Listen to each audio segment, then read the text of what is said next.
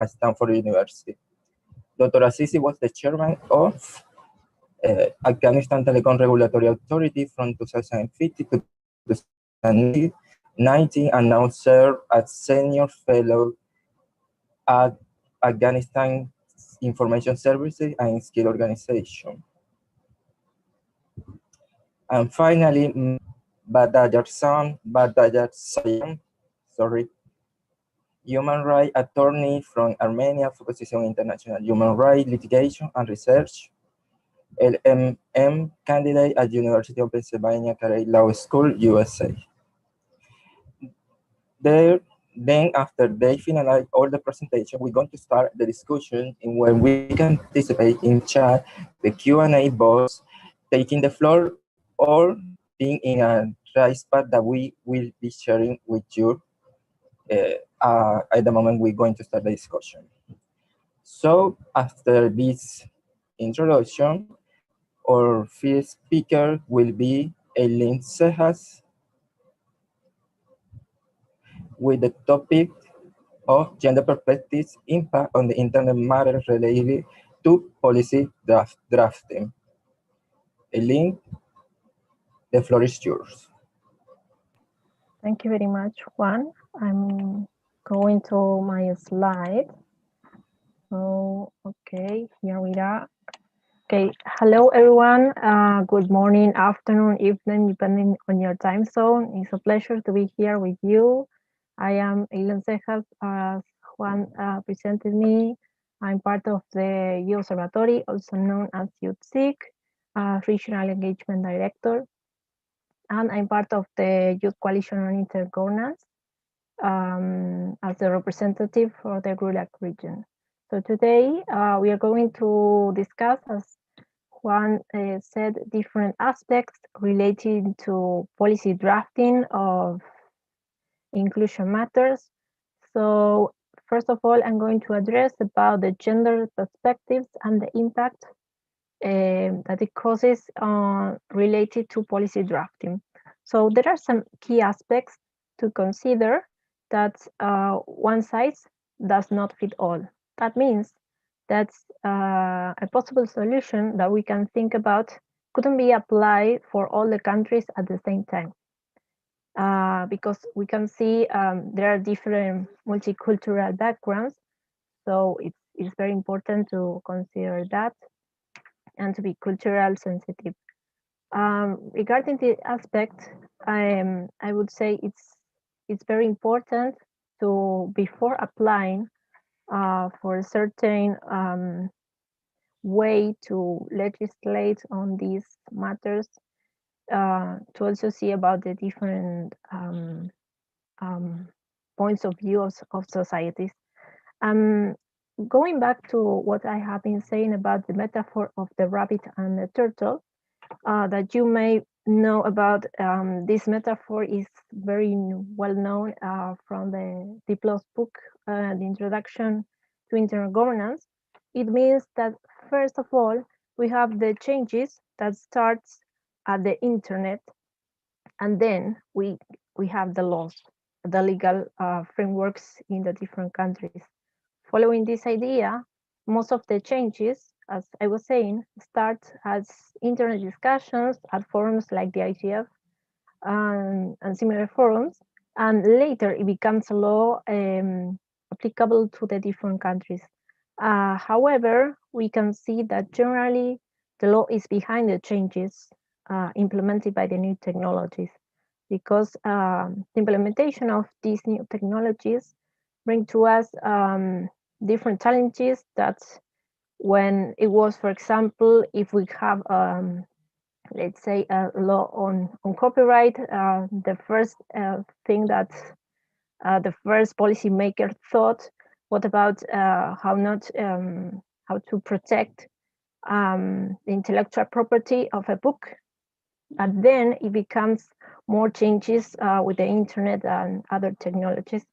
So you can see that this is very important to take into consideration, that first we have to build from these internet discussions, and then we can start discussing on legal frameworks in our countries. So I'm going also to bring to the table the BPF's Gender and Access Report, which was published, I think, a couple of days ago. And these reports bring some examples of topics under analysis. For example, it's analyzed about what has been happening from the IGF in past years, and also this year, when it says that most of the discussions are being focusing on the negative sides rather than the positive sides of inclusion. And also, which I think is very concern for us, is that there is a tendency to only address women and girls matters. That's very partial, because there are few mentions to gender diverse people matters.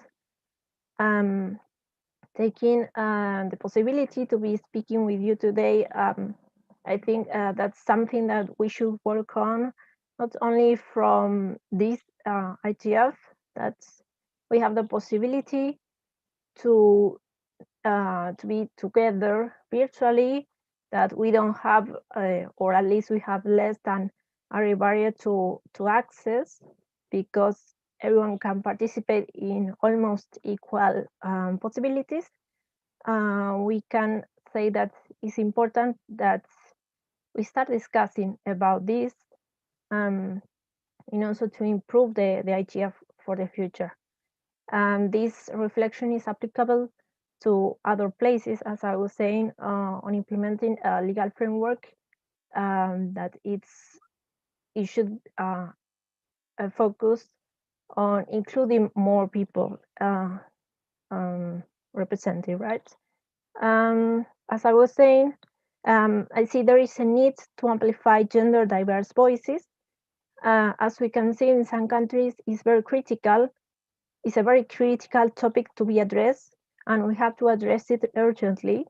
So some examples of a way to amplify these gender diverse voices is because they suffer discrimination, hate speech, threats in the worst case scenarios, censorship of content, and from that we can have a quick mention to biased algorithms and how they are built, thinking of heteronormative norms, which is well, very, very bad for gender diverse people. I'm not sure if I'm good for time, but in any case, Juan, you can interrupt me. But I want to also bring to this little conversation, these 5 minutes to discuss a lot of topics about a program that I'm part of, which is called Youth for Digital Sustainability. So this program was following what has been implemented and learned from last year's Youth IGF Summit. So this year we are trying, well, we focus actually in 4 working groups. One of those working groups is called Internet for Social Cohesion. And in one of the topics that we discussed was about women and gender diverse. So this is the message that we came from the discussion at our group, that says women and gender diverse people are facing restrictions in accessing information on the internet and participating meaningfully. To establish healthy and equal societies, youths should urge governments and civil societies to guarantee the rights to freedom of online expression for these communities. Okay, so I think that's my time. Yeah, Okay. you were about right time. Excellent. Okay. Well, I'm going to pass you the virtual microphone to you, Juan. Thank you. Okay, thank you for all that input. I know it's a lot to cover because gender is actually something that covers a lot of things. But thank you for your presentation. Now we're going to pass the floor to Mamadou. He will be presenting the markets and economics equality when prices and taxes prevent people from being connected. Mamadou, the floor is yours, and we are here to hear you.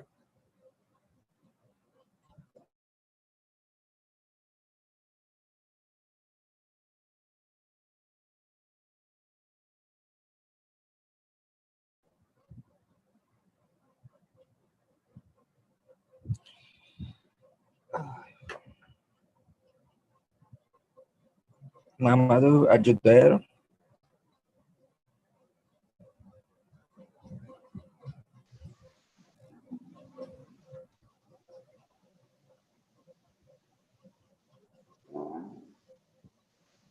Hi, we can hear you.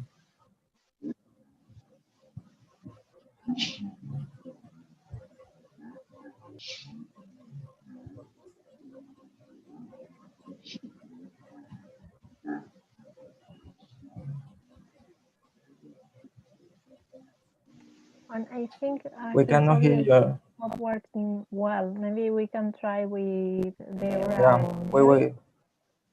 Yeah, I think right now we're going to Debora. Yeah, and she will be presented techniques, the needs to include people from rural, indigenous, and remote areas into digital literacy. So, Debora, the floor is yours. Yes, hello, thank you, Juan, thank you, Eileen, and all the fellow speakers, and for organizing this nice session, and also to the people who are listening to us. Please support sessions that are led, organized by young people. It's really important, and this IGF is really nice because it's having many of such sessions. And also thank you for the people who are assisting technically with captioning and all this stuff, because sometimes they're not visible, but they're really important and really often are young people themselves. So I just wanted to spend a few seconds thanking them. So I'm here humbly trying to point out some of the main issues regarding inclusion of people from rural, indigenous, and remote areas when it comes to digital literacy in particular. And I will start by trying to demystifying some of the stereotypes regarding these areas, because already when we read rural, indigenous, and remote areas, it's like in our mind there are some stereotypical images.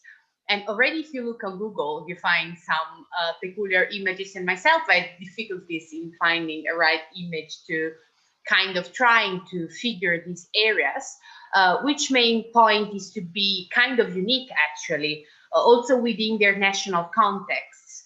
Because when talking about these areas, these communities in global environments such as the IGF, we figure out only certain kind of characteristics.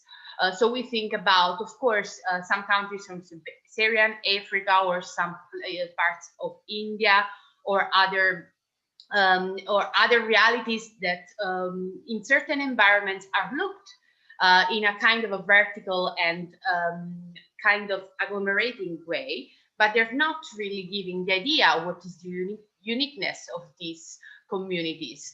I come, for instance, from the south of Italy, and in Italy, it's a rather small country, but there is a huge diversity of rural and remote areas that have their own characteristics.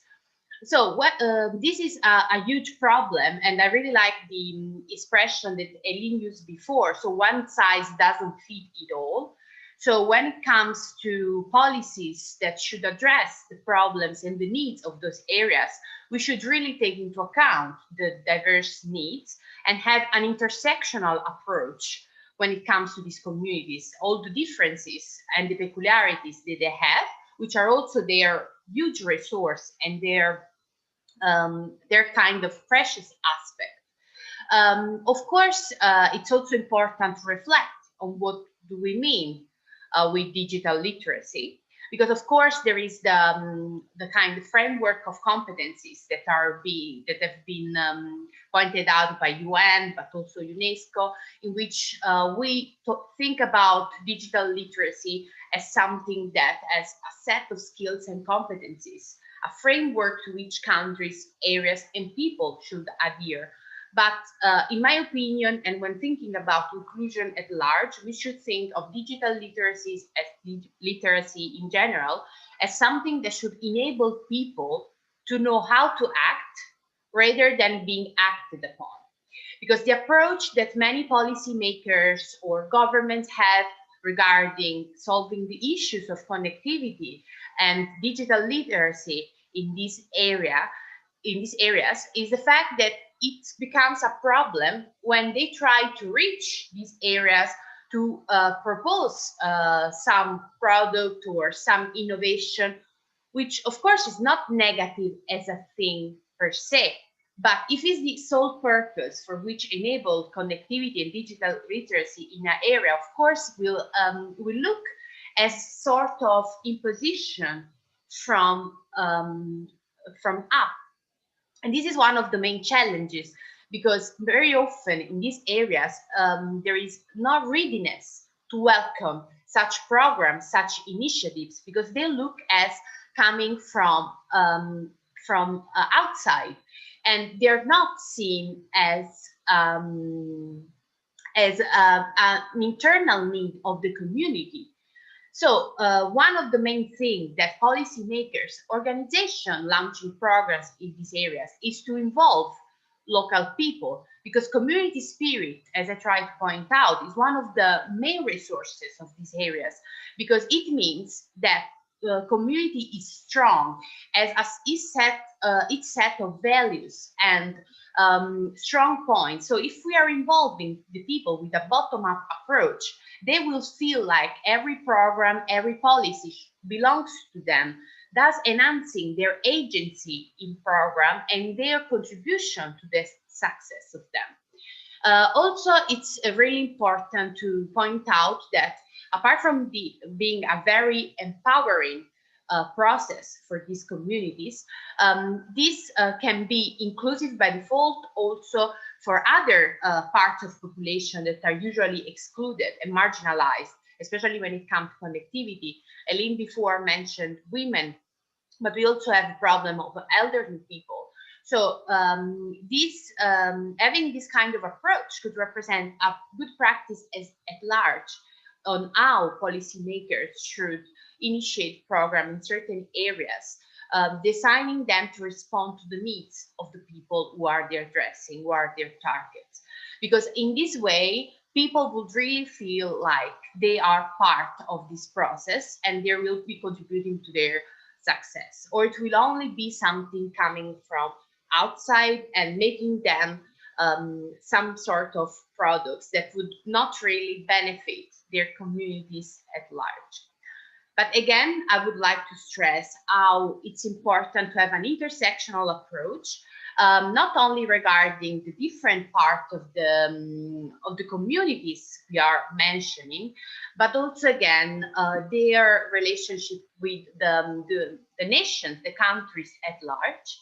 And the fact that, you know, if they belong to marginalized communities as well, and implementing resources and which are not only infrastructures, of course, and tools, but also human resources, trying to increase the competencies of this community and their sense of agency in this policy. So I think I am finished. But as we said before, I'm really curious to hear other inputs and my fellow speakers.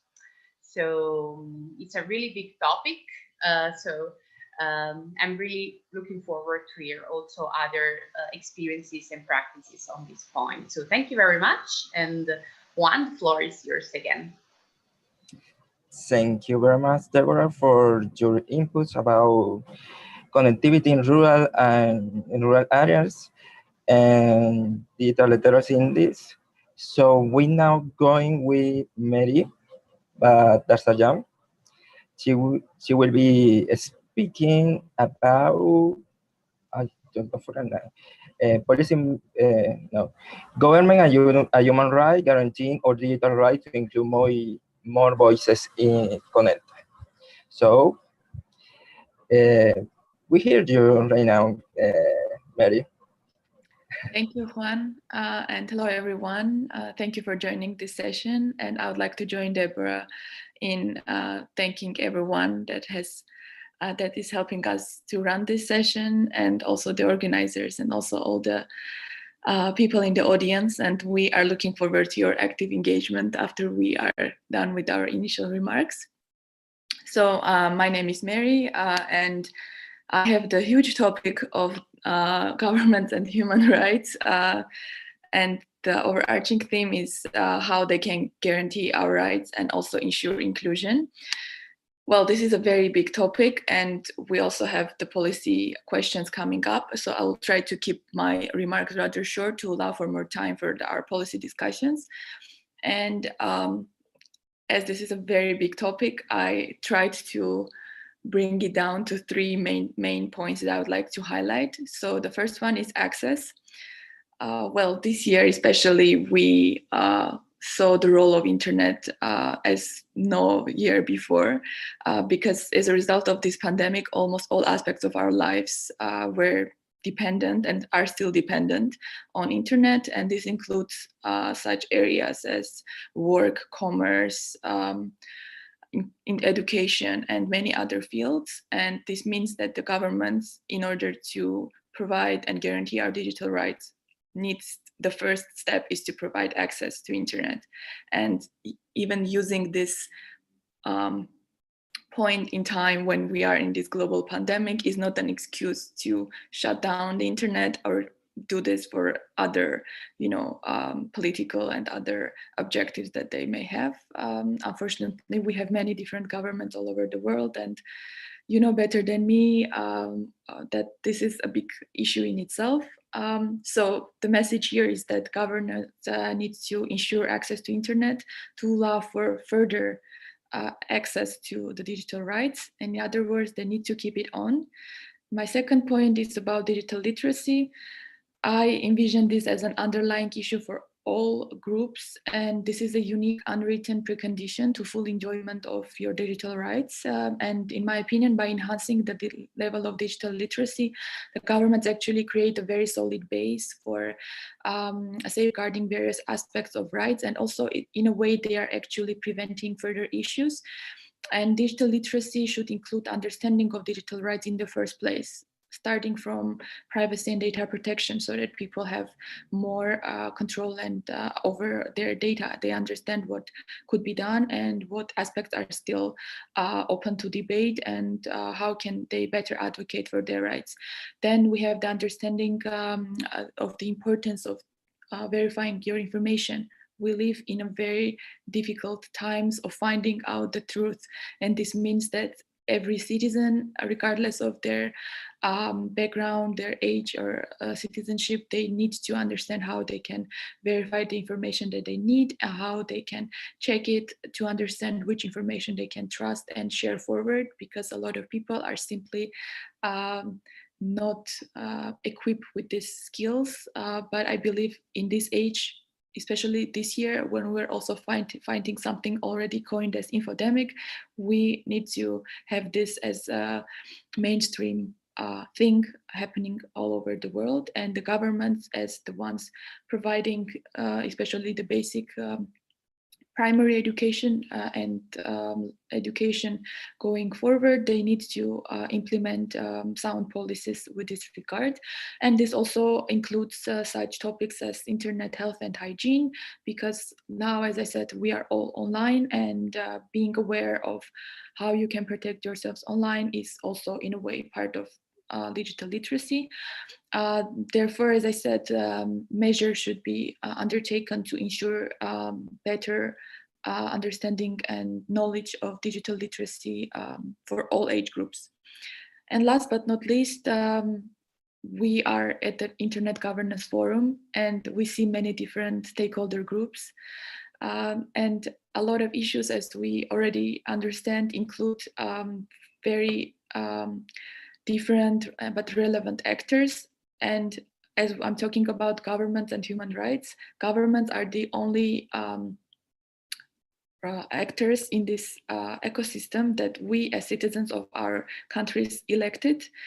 Well, we can debate on whether everything was democratic and legitimate or not, but that is a topic of another discussion. In any way, they are our official representatives. And in my opinion, they need to enhance and embrace in a way their role as governments in this ecosystem. Because originally, if we take the example of speech online, originally everything was left to self-regulation. But right now we are seeing the other, in a way, extreme of governments trying to regulate everything. And this is also not something that we would like to see everywhere. Because sorry, Meri, you have 1 minute left. If you can wrap up, will be great. I was almost done. So Okay. this is a topic, thank you, Juan. This is a topic that we are going to discuss later during our policy discussions. I will not talk about this for long, but my point is that governments need to become more actively involved in the multi-stakeholder processes and the dialogue, because my personal feeling and also my research says that governments are, especially some governments are very active, but others are missing from the scene, and this is a huge problem for their citizens. So I will just stop here and we will get back to this topic when we discuss our policy questions. I look forward to our discussion. Thank you. Thank you very much, Meri, for all your inputs. So now I ask to Mamadou if he is ready to present his topic.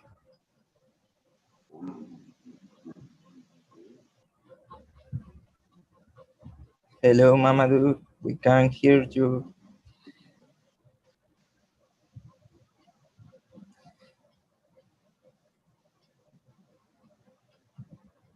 I think he still have problems. We can hear you. We can hear you pretty well.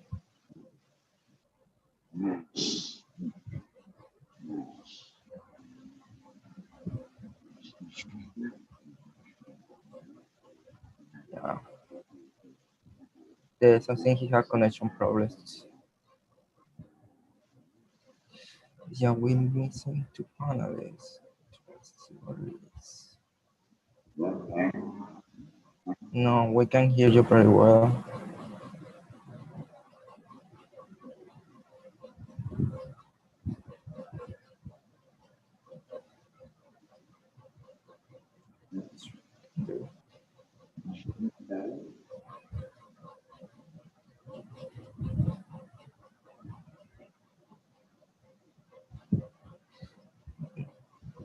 We cannot hear you, Mamadou. So I don't. No.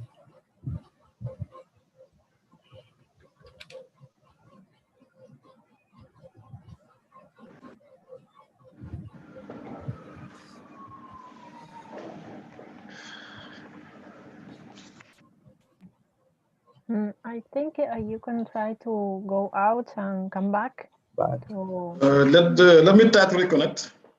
no, I can. We can hear you right now. Yes. Yes, it's good now. Yeah. Okay. Yes, I'm going very fast on that because I have because as is I am late right now. For my presentation, I am Mamadou. I am the head of information department of La Banque Agricole Senegal. I am also a ICANN fellow alumni and Diplo alumni, and former IGF my member. Also, I am currently working with Diplo Foundation as curator and also dealing with issues on internet and multilingualism. I'm also administrator of internetgov.news website, a documentation platform aiming to provide information on internet governance. That's all for my presentation.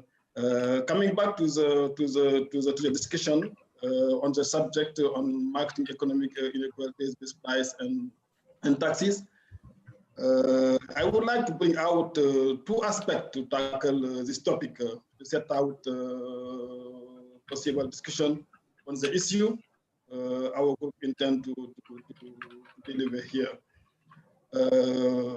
Those issues are in order: the national initiative to tackle digital inclusion and international initiative on the subject.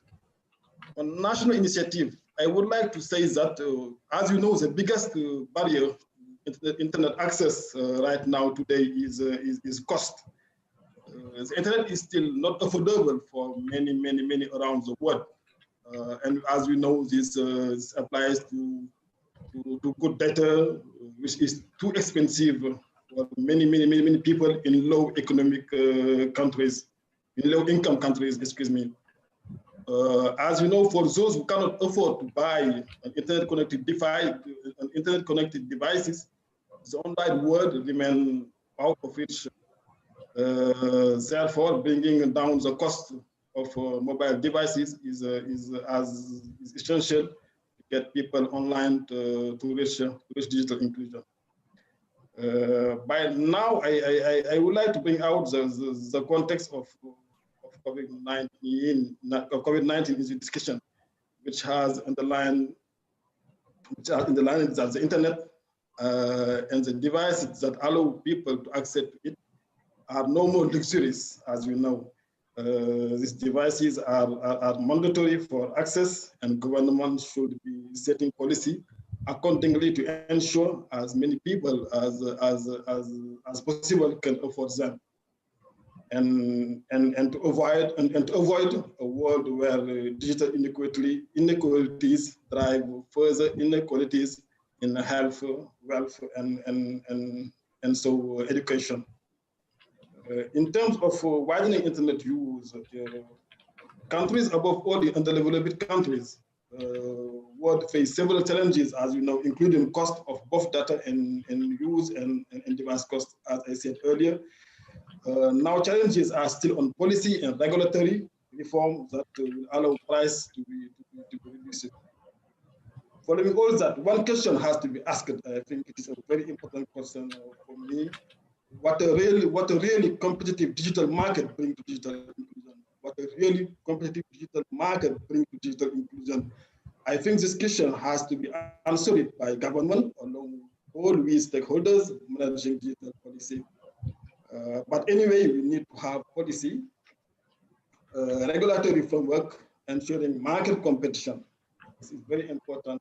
Industry structure balance so as to lower the price of internet equipment. The second item I would like to bring out is the international aspect relating to the moratorium on custom duties for digital trade by the World Trade Organization. As we know, since 1998, the World Trade Organization members have agreed not to impose custom duties on electronic transmission like software. This moratorium has been extended every 2 years since 1998. But however, a group of developing countries push for the end of this moratorium, arguing that the digitalization of goods and services are significantly weakened their ability to connect custom revenue. As for that, it is interesting to see how the moratorium of this WTO has impacted digital inclusion, and should the World Trade Organization continue on that or not, eliminating taxes for digital goods. And then one question very interesting to be asked. 1 minute, please, Juan. To be asked is who has benefited most of that? The private business sector for not paying taxes, gaining more money, or the society as a whole benefiting from affordable internet devices because of tax free? I think these questions are wide open, and we need to see how we can tackle that internet device to have more affordable internet. Mr. Chair, that's all for me for now. Waiting for your question and contribution. Thanks, Juan. Thank you, Mamadou. And then right now, we're going to start the second part of this discussion. It's going to be about more like an open question and participation from all of you. You can do it through the chat, asking the floor, or or or writing in the link or to the right pad that we're going to share right now. So yes, let's start with the second part.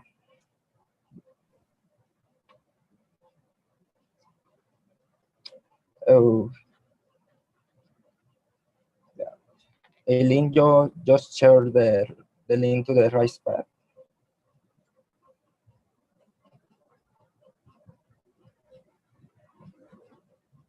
It's on the chat.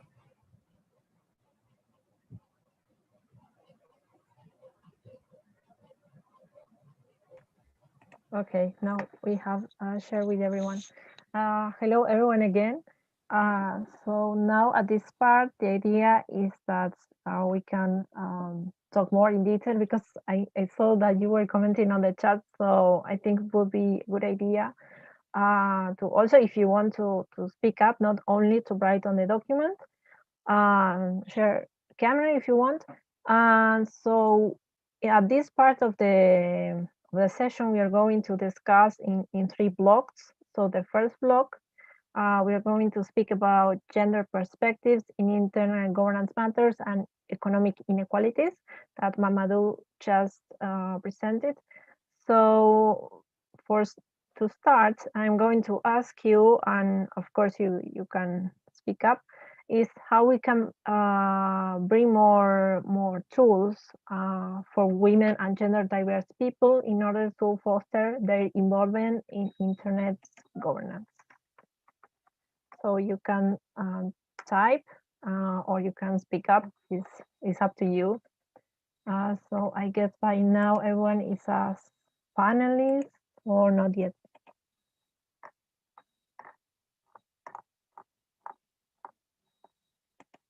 I can go ahead and unmute the people that have their hands raised, and then okay.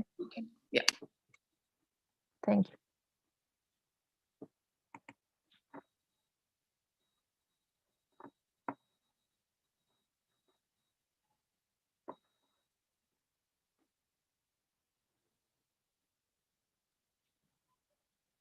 Okay, so I have Rahan Hopseipan who raised the hand. The floor is yours. Yeah, thank you. Thank you. And I just want to mention that each and every stakeholder group that we want to be more active, first of all, they should understand the importance of their engagement, that their voice can be heard and their voice can be taken into account and can be crucial for the process. So first of all, I think that it is very important for them to understand that they can make a change. Even one voice can make a change. That is the thing. Thank you. Thank you very much for your inputs.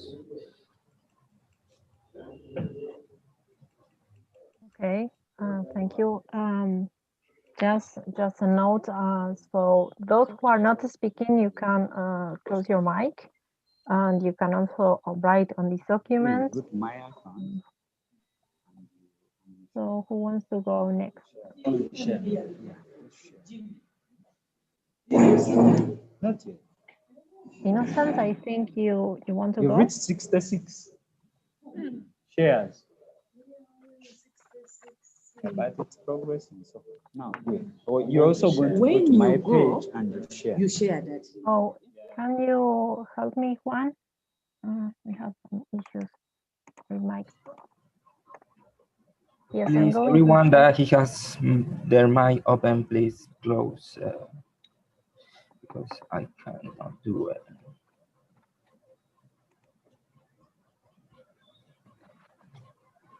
I think that everyone now close their mic.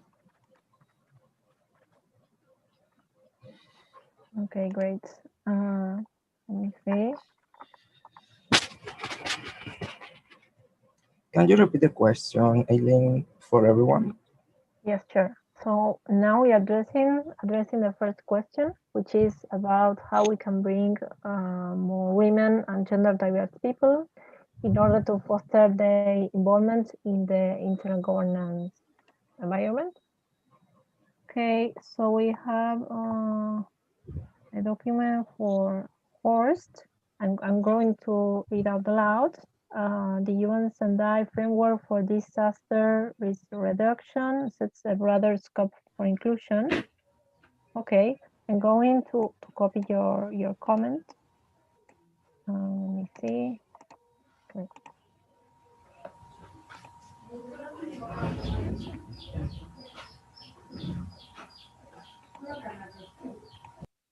Okay, so anyone who wants to go, you can raise your hand.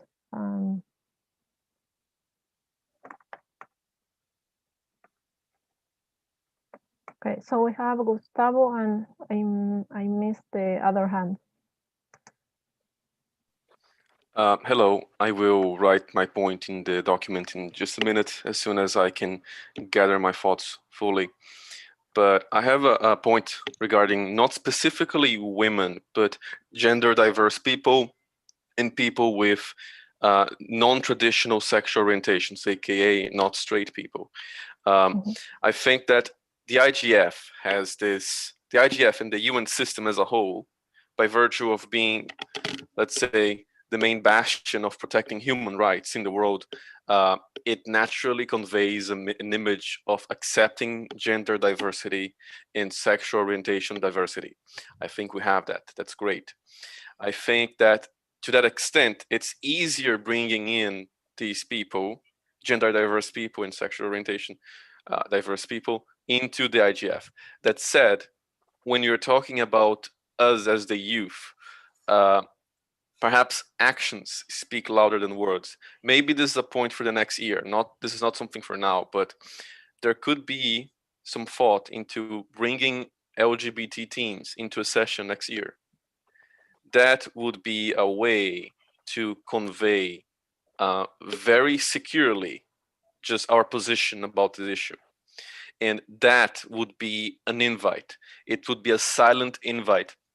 And whenever we are trying, or we want to bring in more people, or we have someone who is in doubt whether they want to join or not, because of this, of sexual orientation points or gender diversity, some of these people are very shy.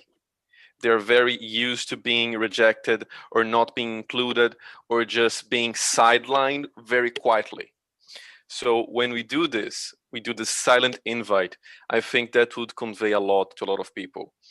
And it would do a lot to actually getting them to participate instead of just joining and sitting on the sidelines.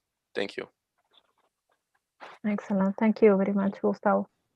Thank you, Since you put it very nicely, I will give you the opportunity to write it. Yeah, sorry, Juan. Don't worry, Eileen. Actually, this year I asked for a informal session, I think that's the call, for women and gender diverse people, because I think it's a thing that we have to address here. And I'm not binary person, and I think that there is no representation of us in very much anything. And that's why I decided this year to organize the system, a kind of networking for women and gender diverse people and their future in the internet. So if anyone wants to be there, well, you are all invited. Thanks for the reminder, Juan. Yes, please, if you want, you can share the link so everyone can save it on the agenda. So I'm not sure how much time do we have for this segment, but however, I think we can go on the second question, which is related to economic aspect. I think Chris had his hand up. If He still Okay. intervened. Oh, okay. Sorry about that. Sure. Yeah. Yeah. I'm aware of the time constraints, so I certainly don't want to take up too much time. I just wanted to note. I think Gustavo had a very good point about sort of organising sessions that sort of can accommodate diverse groups and the interests of diverse groups. One thing I would say in terms of taking maybe a step back is the importance of making sure that as we encourage people to join, we're aware of and have taken steps to mitigate maybe the problems that exist in those venues, those forums that may have previously been causing people to feel uncomfortable, causing people to feel that they couldn't participate. So I work for the RIPE NCC, which is Regional Internet Registry for Europe, Middle East, Central Asia. And we facilitate the work of the RIPE community, which is sort of an open technical community.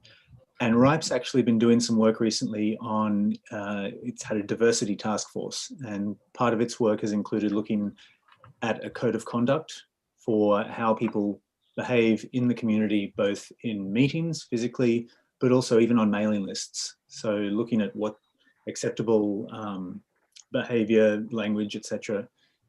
Actually is. And I think particularly in some of the more long-standing venues, and RIPE has been there since the 1980s, there are perhaps approaches or attitudes that really people may not even be aware of the problems that they cause for other people or the limitations they put on other people's participation. So it's important for those groups to look at their own dynamics, their own processes. That's one point. And the other point is, I think it's also important to share information about how we're doing that. So, I mean, I know the IETF is also doing this. I know other RAR communities are doing this. I'm sure there are others outside my immediate realm of awareness that are also doing this. So sharing that information in a discussion like this is really important as well, just to try and raise awareness of that there may be issues there that you don't even see because you've been so deeply embedded in that system. So sorry, that was all I wanted to say. Thank you very much, Chris. Indeed, I got thinking about the thing of having this code of conduct and to work on anti-harassment policies, which I think it was mentioned also at the BPF report that I mentioned. Not sure if we have any more hands or comments. Okay. I have a comment.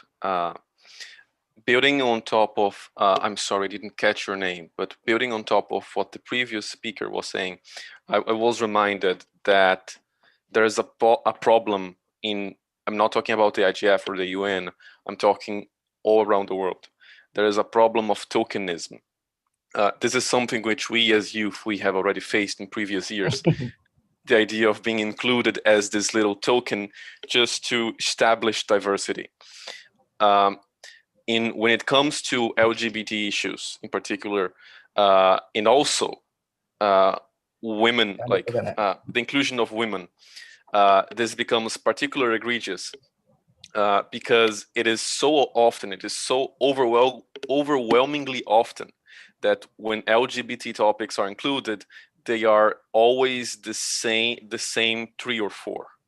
It's a very, very narrow understanding of LGBT issues, and quite often it becomes a matter of posturing, of just not really advancing a discussion.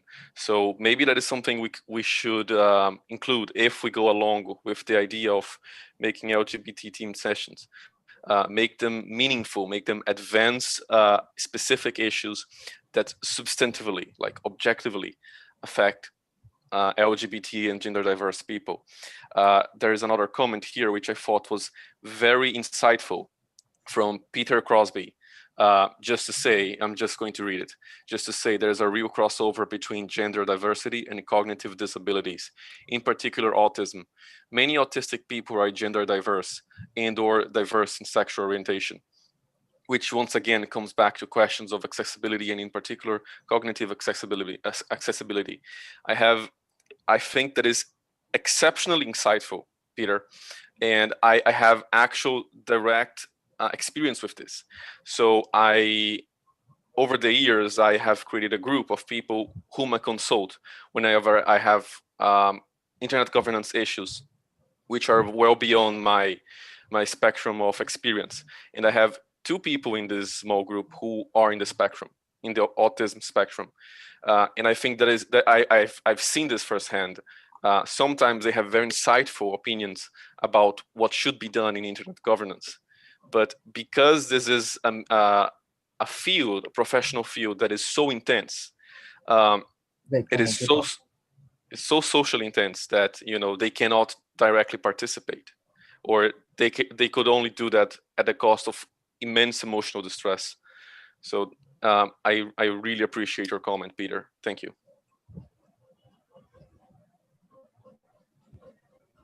Thank you very much, Gustavo.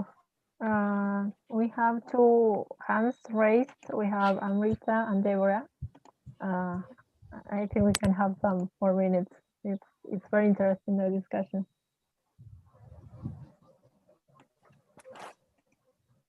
Thank you, Eileen. Amrita here for the records. I just wanted to say that if we want to have more gender diverse voices in the discussions and the IGF, and to build capacity, first of all, we need to make these spaces kind of secure for them to converse, which is important.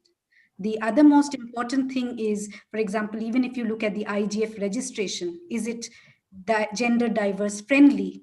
We have a Mr. and Mrs., but do we have for others who do not want to kind of align to Mr. and Mrs.? So these are small steps which can help to make people who are diverse more comfortable. I think those are small steps.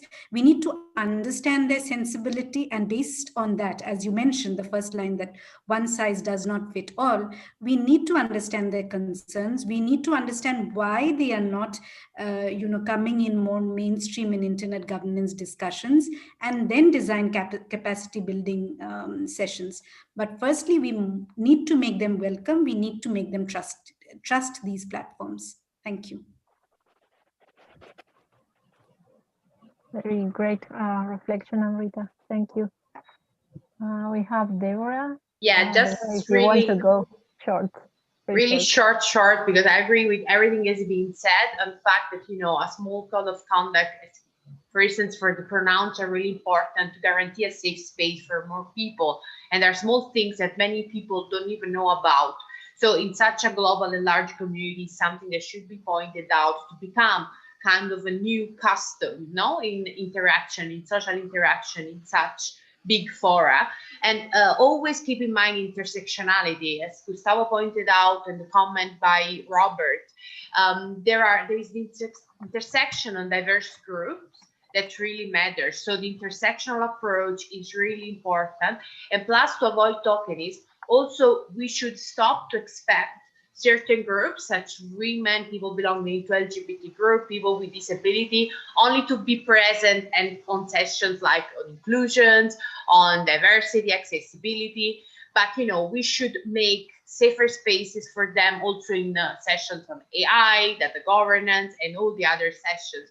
Or we, of course, risk to be have this tokenism. It's the same with youth participation, that we are always in session on youth participation, but maybe it's more difficult to access and to be actors in the other session. So just this. And thank you everyone for the contributions on the right side. Thank you very much, Debora. Juan, you can tell me how we are with this. Well, we have to go into the second segment right now. Actually, we are really beyond the time, but the conversation was so good that I okay, well, okay, for the second question of the first block, you can still write on the document, and now we are going to the second block, and I'm going to pass the floor to Meri and Debora.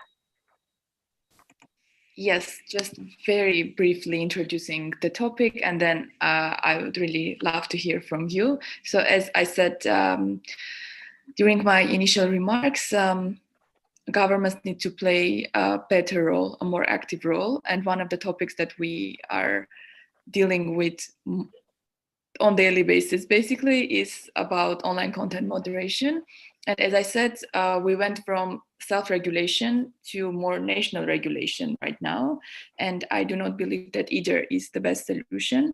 So how can we find a middle ground? And in this discussion, I will just rephrase the policy question this way. So what measure steps should governments take to ensure digital rights protection while regulating harmful content online? In other words, what role do you envision the government to play in this whole big topic of online content moderation and how they can embrace their role better? So I would really like to hear from you, and I give the floor to Debora. Okay, again, thank you, Meri. And just 1 minute to maybe give an example of a good practice of things that government can implement together with civil society when it comes to internet and media literacy access, especially for disadvantaged rural areas. For instance, there are this project that is called Wireless for Communities that started as an empowerment measure and at a community information resource center. So, you know, it started from the needs from the community, and then following on that, there were the implementation on infrastructures and policies from governments to follow up on these proposals. So my questions, the policy questions that is following is really easy. So, you know, it's just really brainstorm and put on the floor whatever it's on your mind. So what should government do to guarantee fair access to internet and media literacy, especially in those areas? So floor is yours, and let's try to use this time in the best possible way. Thank you.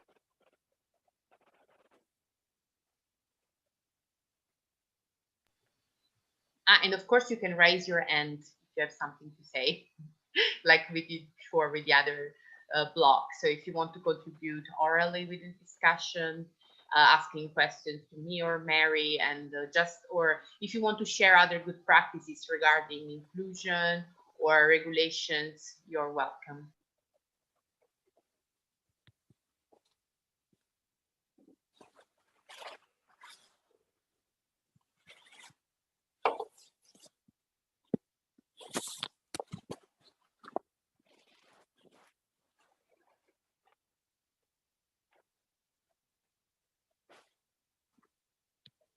We have a raised hand. You can go.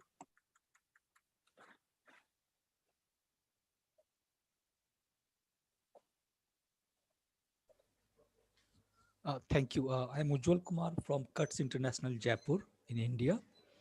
On content regulation, as Meri pointed out, we have situation from self-regulation to the other extreme of very micromanagement or micro-regulation by the government.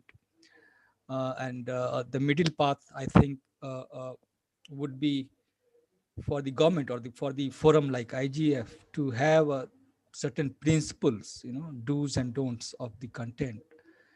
Because again, one size may not fit to all. In Europe or many other parts, there may be a content which may be offensive to the other parts of the world at times. So there should be a principle-based approach in the sense that do's and don'ts are clear, very of each country, and how they will implement should be left on the entity, the internet entity, to kind of do that. But if they violate, there should be some threat to some sanction to back it up. So I'm not saying that government should micromanage.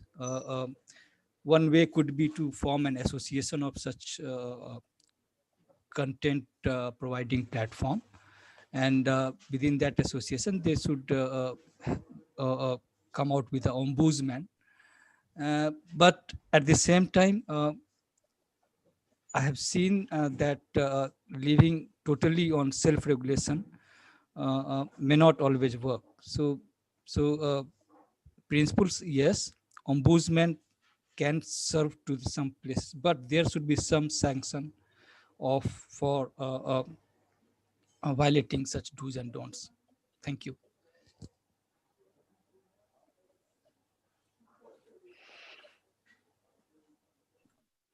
Thank you very much. Anyone else has any comments or any best practices, as Debora mentioned, for digital literacy? Or, I mean, these topics are very wide and also very challenging, but this is why it is more important to have more discussions on these topics. So we invite you to just raise your hand or contribute to the Rise Path or in the chat. We would really like to hear from you.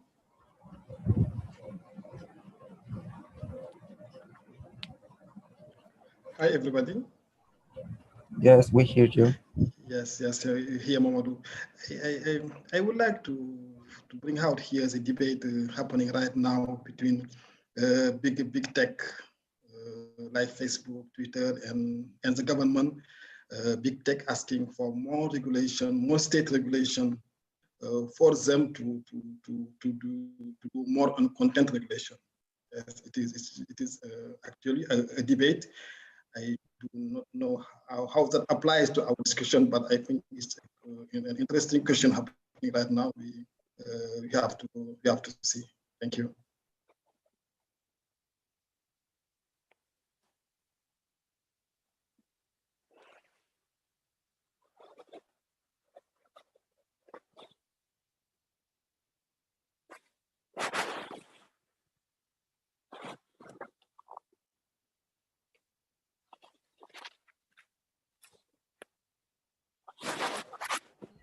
Well, I think they are very shy.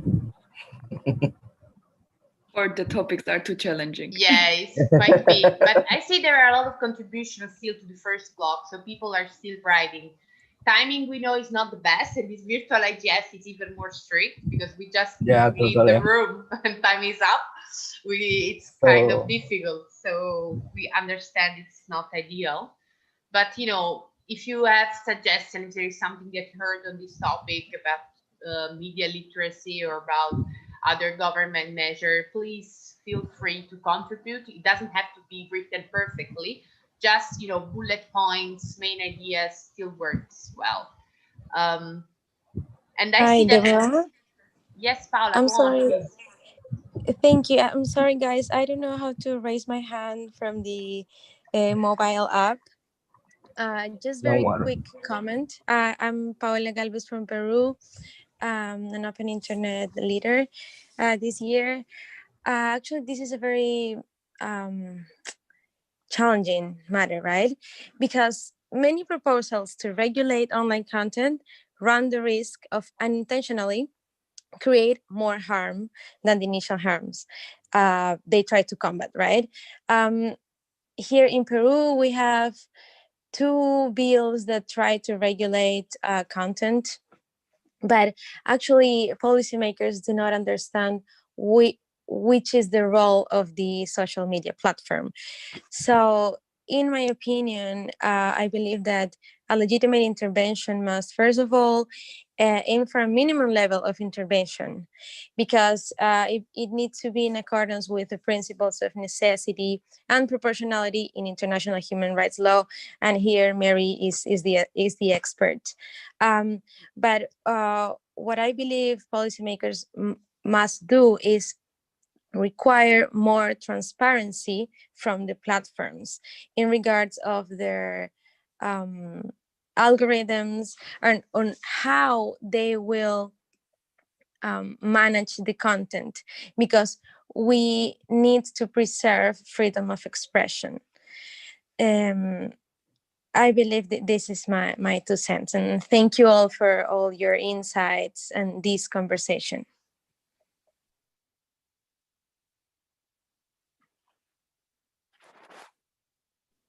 Thank you very much, Paula. for very important interventions. And we have also Shraddha.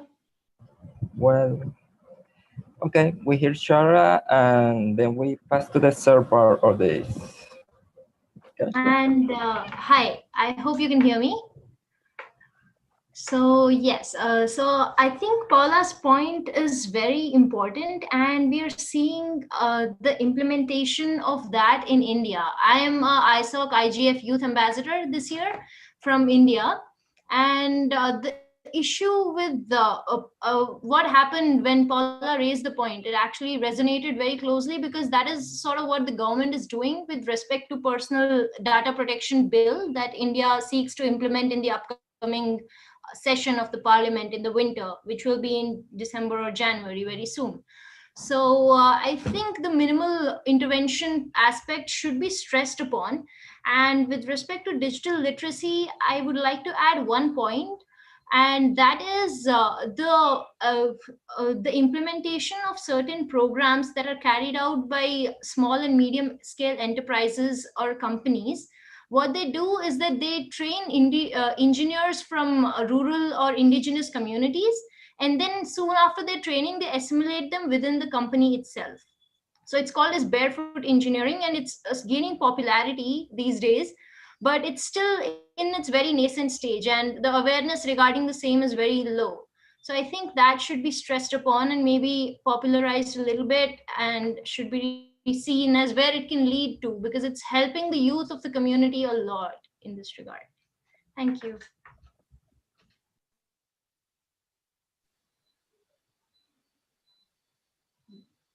Well, we now move to the third block. Thank you for all your inputs. Yes, we're going to the third part of this rice path. Don't forget you can still writing on the rice path to respond to questions. Thanks, Juan. I'm going to allow Abdias to share the screen. Just tell me if Okay. it's working, Abdias.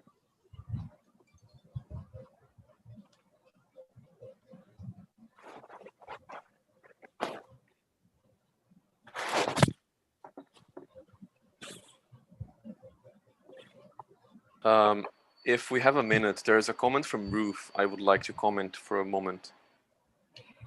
Yes. So may I proceed? Yes, you can. Oh, thank you.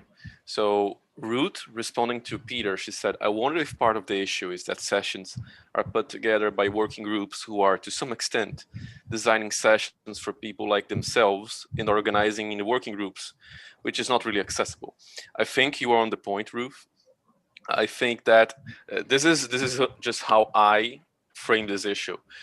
There are people who make, no, not people, but there are sessions that talk about inclusion within the community of internet governance.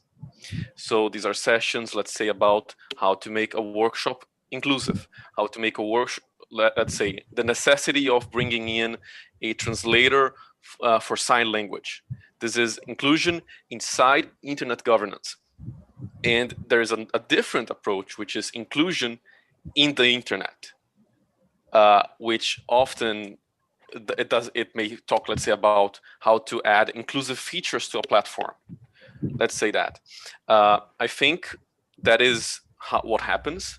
So like way too often, perhaps excessively often, we focus on how to make IG, internet governance, more inclusive, which is good, but we cannot forget that perhaps our main goal, our thing here is for everyone else.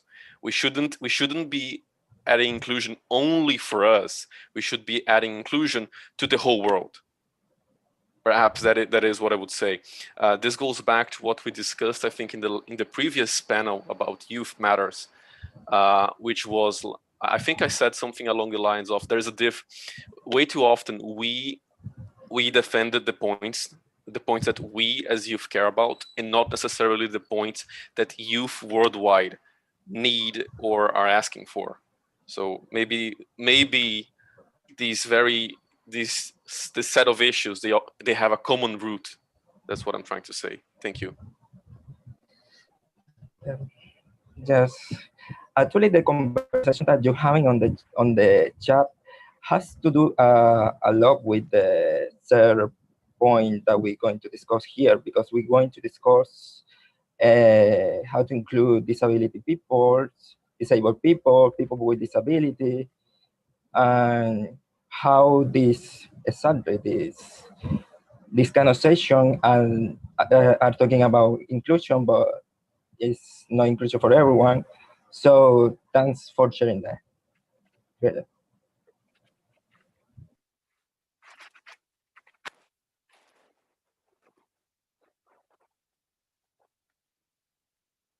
So now we're going to share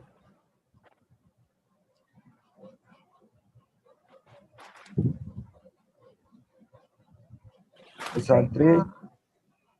Let me see. I think Abdias is struggling a bit. Okay. Okay. Okay.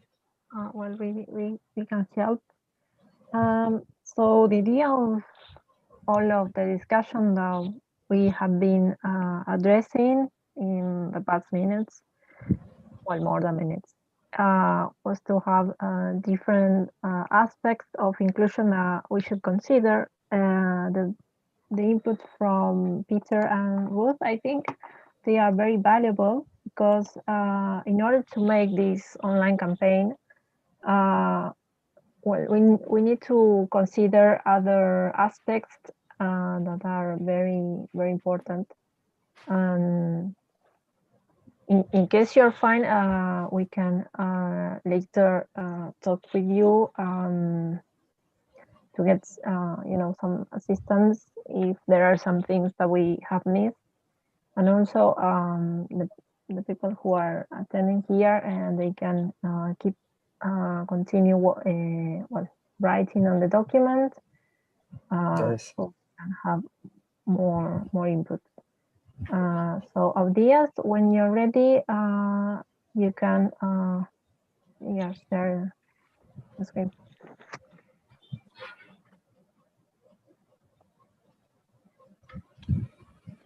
Hello everyone, can you hear me?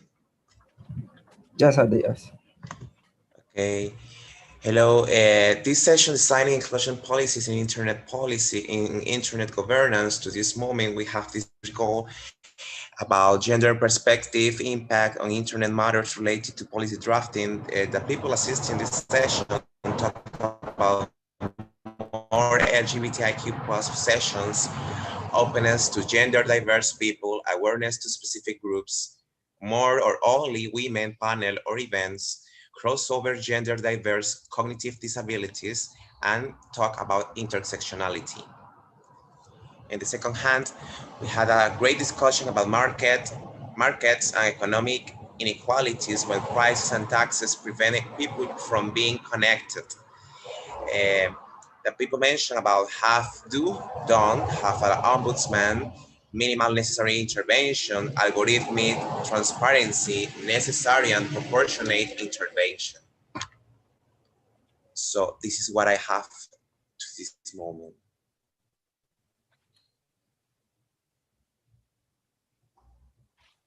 Okay, thank you, Abdias. So now we moving to the last part, the online campaign, right, Eileen? Yes, this is part of the online campaign. So there is actually a part that says additional ideas. So taking into account that, well, you can add some points that you think it would be important to have at this online campaign, not only about the topics, but also on the format. We are going to have this campaign in the, I guess, next 2 weeks or 3 weeks, depending how much time it would take us. So anyone who wants to speak, the floor is yours.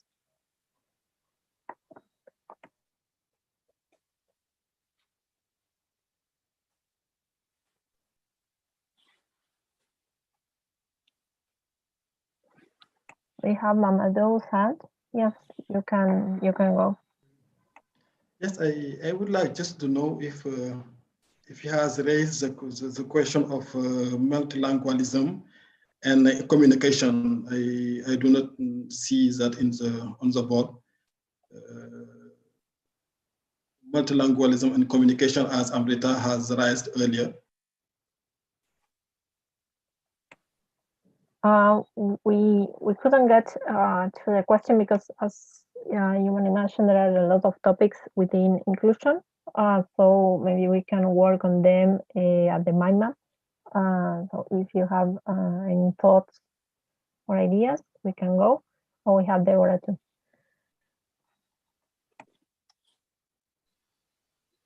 No, just one request, because in the chat, there were Gustavo and Peter having a really good conversation when it was coming. So it's in the right spot, you can still write them. I think Juan posted again the link. So please, if possible right now, we know it's been really difficult to find the right platform to ensure that, you know, the process here is participatory and also inclusive for people with different needs. But if you can, we are gonna copy paste your comment in the third block, and if you have more comment to add when it comes to these issues, especially for people with disabilities, can be part of the campaign too. So I don't know if something, what someone want to add anything on this point, because it's really relevant, and we're going to copy paste what is in the chat box, but I think it's fair also to give the opportunity for those people who wrote those points to speak up if they want to, if they feel confident, of course, to do it. But just to say that, you know, I really appreciated that discussion, and it's something that should be taken into account in the best possible way, even though, especially when you use free source tool, it's not really easy.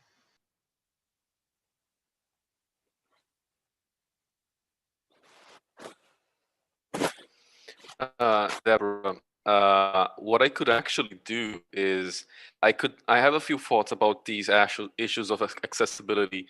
I could actually try and compile the proper document for future use, or even perhaps to make a session next year. I think this is something which, the deeper we go, like we could actually make a session about just picking 2 points that Peter raised. We could, I'm fully confident we could make a session exclusively about online features for platforms or services which are friendly to people on the spectrum. Or we could do the same thing for people with dyslexia. This would be a substantive session that would leave the private sector with objective standards to try and achieve. That this could be like really important for a lot of people. And going back to the dichotomy I posited, that inclusion in internet governance and inclusion in the internet, this would be the case of, let's try and do something that is inclusion for the internet. We could do something, I don't know if you guys are aware of the project from ICANN, Universal Acceptance. So there are many services nowadays that never included non-standard characters. So let's say if you are Chinese and you want to write an email address with Chinese characters, for many services that would just be impossible. Why does it have to be that way? It isn't too complicated to change it. So ICANN did a whole project on the DNS and bringing universal acceptance. We could do something similar, not with universal acceptance, but with these diversity-friendly features for, let's say, that dyslexia or people on the spectrum.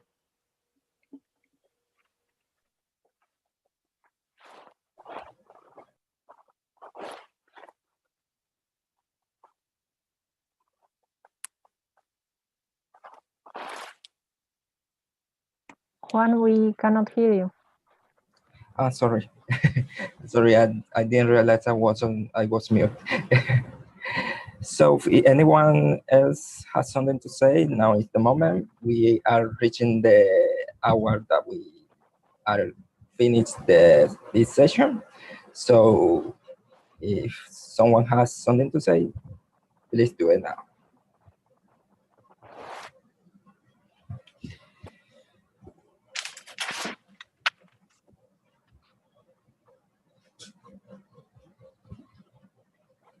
Okay. Well, it seems that anyone want to say anything right now? So before we close the session, we're going to ask you to turn on your cameras so we can make a picture for all of us.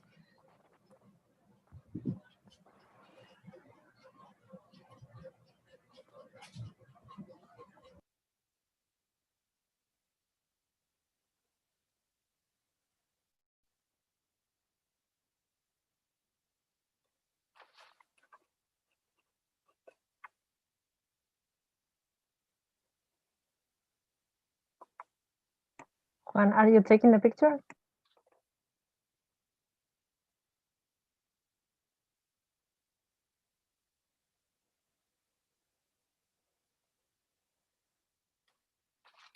Okay, thank you very much to all of you.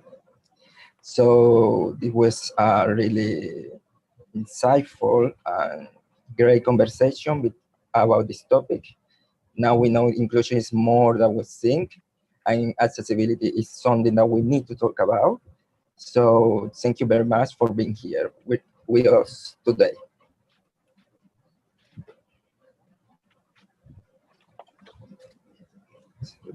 Thank you very Bye. much. Big thanks Bye. to the IGF technical team, Lily and Muriel, I think, and the captioner, and to everyone for being with us here. Eileen, excellent session. Thank you very much. Thank you. Thank you. Keep in touch with your comments. You have the links. Yes, of course. Send us email. Bye. Oh, I think we didn't share that. I can share very quickly about that. Oh, I'm not sure if I have it. Okay, so I'm going to type our emails on the chat. Maybe the rest of the speakers can help, so we can continue on the discussion for the online campaign. Okay, thank you.